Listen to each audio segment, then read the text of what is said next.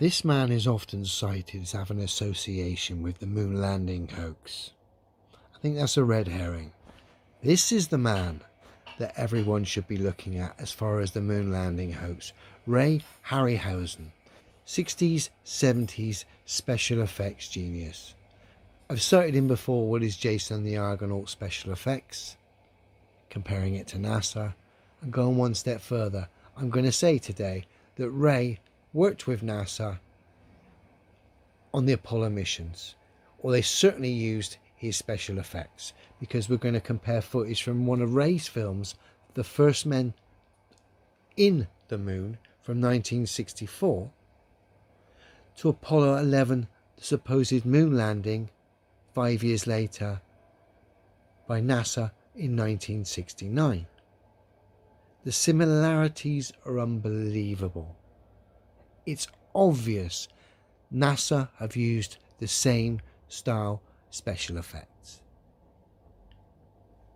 First up, let's look at Apollo 11. Supposed docking. We're interested in the interaction between the craft and the moon, i.e. the way it's shot.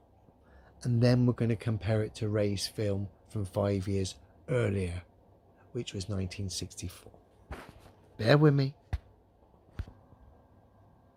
First up, NASA, Apollo 11. The coming home, so to speak, of the pantomime prop. But let's have a look. No sound.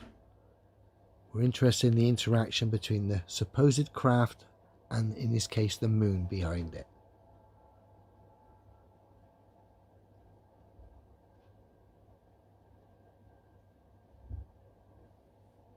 Okay, that'll do for now. Now we'll go to Ray's film from 5 years earlier. Now here's Ray's film from 5 years earlier. Again, we're interested in the interaction between the craft and the moon.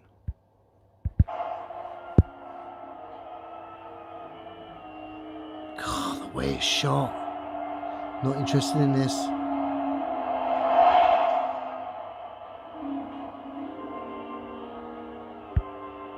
Wow. I've got to say, that's exactly the same style special effects. Should we have a look one more time?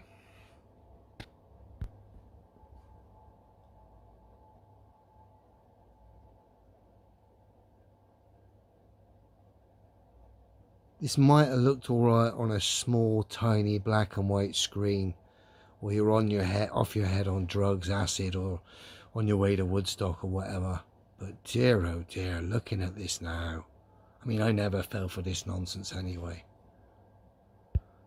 Now let's go back to Ray and his... Okay, Ray's film.